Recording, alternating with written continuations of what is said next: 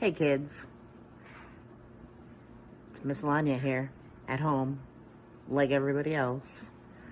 So, I thought maybe I'd read you all a story because I've been thinking about you so much. I miss you, I miss making art with you. This book is probably my first favorite book. When I was in second grade, my dad got it for me, and it has probably been the biggest influence in me becoming an artist and an art teacher and my deep love of rainbows.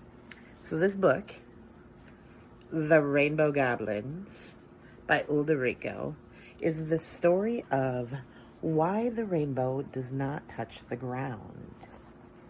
And for anybody who has seen my phone home screen and wondered about the little goblins drowning in the rainbow, this is from that. So the Rainbow Goblins. Settle in. This is a kind of a long book.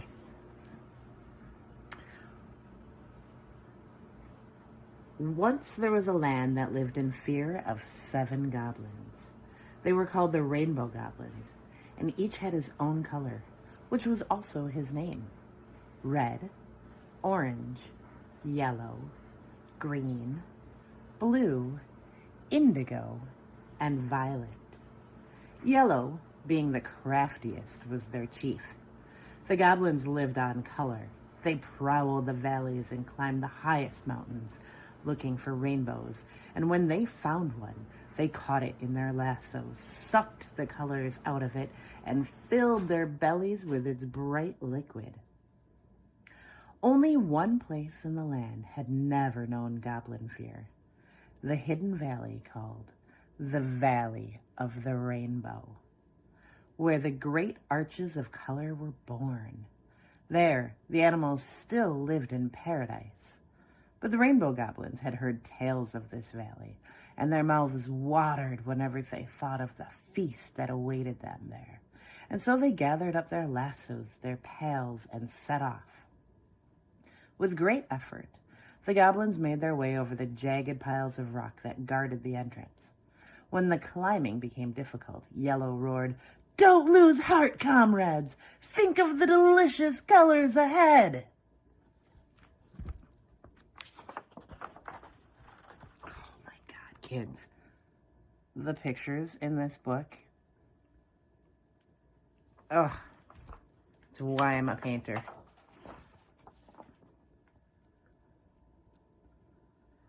The sun had almost set by the time they reached their goal, the very meadow where the rainbow sprang to life. Immediately beneath the meadow, they found a cave. "We'll spend the night here," the Yellow Goblin commanded.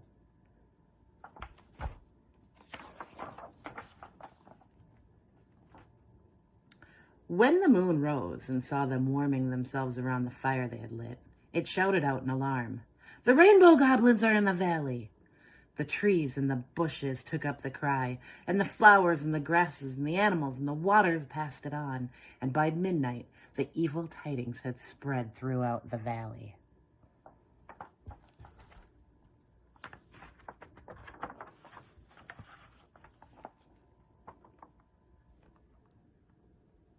The goblins could hardly contain their excitement. "Soon all of the colors of the rainbow will be ours," Yellow gloated. "We'll snatch it as it rises," said Green. "When the colors are still fresh and creamy," the Blue Goblin cackled. "Look at the roots dangling from the walls. They're straining to hear our plans. A lot of good it will do them. Or their friend the rainbow."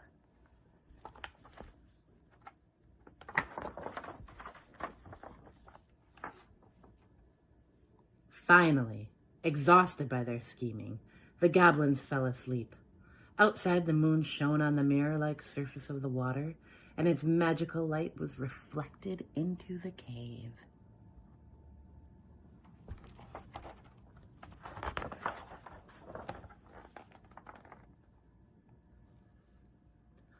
Then all 7 goblins had a wonderful dream.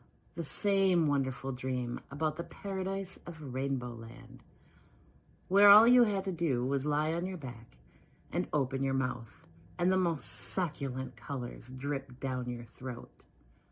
The dream went on and on. The greedy goblins drank, and at dawn, just as their bellies were about to burst, they were awakened by a distant clap of thunder.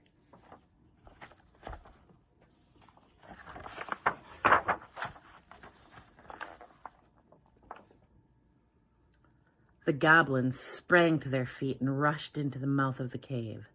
"A storm! A storm!" Red shouted. "Look how the wind is driving it toward us," Orange cried. And all the goblins danced and pranced about in glee, for they knew that after the wildest morning thunderstorm comes the most beautiful rainbow.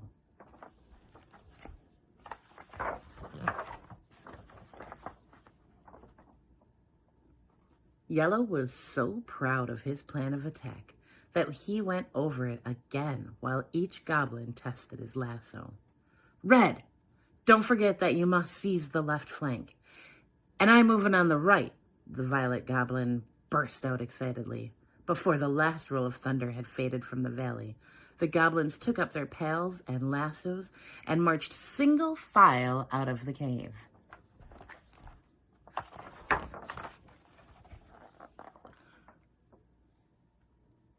The sight that greeted them when they reached the meadow took their breath away.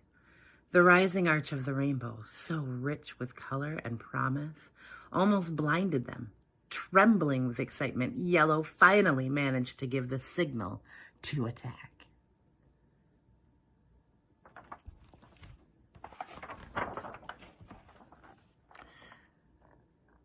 The goblins swung their lassos around and hurled them into the sky.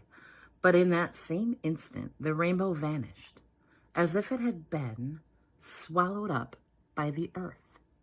The goblins were dumbfounded. Nothing like this had ever happened to them before.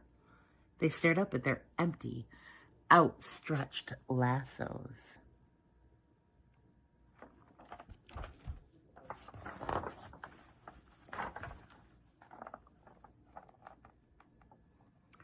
Which a second later snapped back at them. Indigo wept, Blue cursed, Yellow stumbled, Orange cried out, "Treachery!" Violet tumbled to the grass, Red raged, but the more they threshed about, the more tangled up they became in their own lassos, until they had snarled themselves into a grunting, groaning mass of goblins on the ground. As they lay there helplessly, a flood of colors poured forth from the flowers of the meadow. "The flowers!" screamed the blue goblin. "The flowers!" He had suddenly remembered the dangling roots he had made fun of in the cave. Through their roots, the flowers had learned the goblins' plans, and they had devised a counterplan to save the rainbow. The moment the attack was launched, the flowers had drained the colors of the rainbow into their petals. And as soon as the goblins became ensnared in their own lassos, the petals had let loose the deluge. So the goblins drowned in the colors they had come to steal, and no one in the valley wept for them.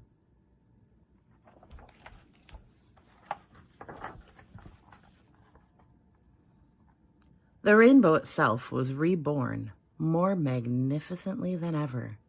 Out of gratitude, it lifted up the flowers that had saved it and transformed them into glittering dragonflies and butterflies and splendidly plumed birds.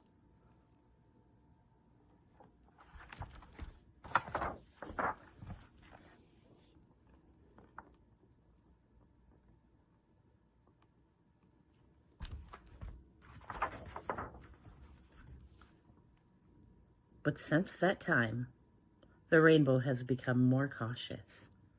Now, when it arches across the sky, it is careful not to touch the earth anywhere. No matter how you try to sneak up on it, you can never come to the place where it begins or ends. The end. So that has been my favorite book since I was 7 years old. And if anybody has watched The Neverending Story, the artist who created all of the illustrations for this, did all of the scenery and backdrop for the Neverending Story. Cool, huh?